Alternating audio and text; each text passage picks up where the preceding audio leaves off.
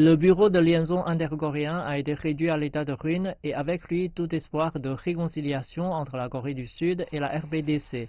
Pyongyang a mis en œuvre sa menace de démolir le bureau en réponse au groupe civique sud-coréen qui largue des tracts de l'autre côté de la frontière.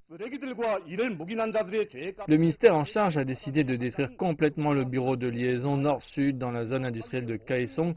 Cela fait suite à la coupure de toutes les lignes de communication entre la République populaire démocratique de Corée et la Corée du Sud. Le bureau de liaison est entré en fonction en septembre 2018, quelques mois seulement après que les dirigeants des deux parties ont convenu de travailler en étroite collaboration en faveur de la paix. Le bureau a servi d'ambassade non officielle où des réunions ont eu lieu pour discuter des questions transfrontalières.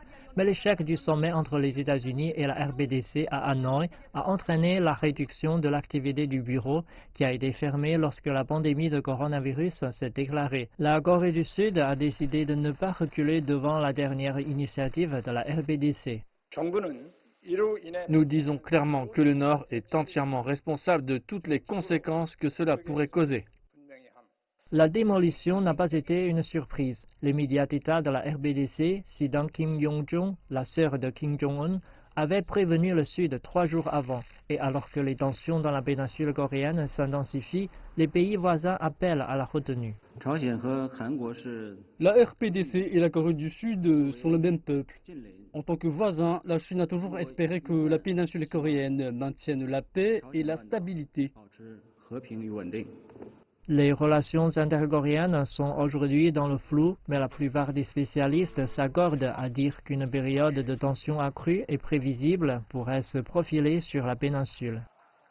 Je pense que nous devons certainement nous attendre à plus dans les réponses et les contre-réponses. On ne peut pas exclure l'escalade des tensions si, du point de vue de la RPDC, leurs demandes ou leurs exigences ne sont pas remplies.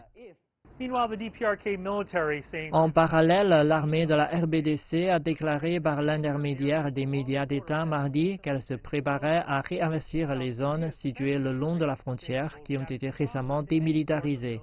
Le ministère sud-coréen de la Défense a déclaré qu'il réagirait fermement à toute provocation. Coïncidence ou non, la semaine prochaine marque le 70e anniversaire du déclenchement de la guerre de Corée qui a eu lieu au siècle dernier.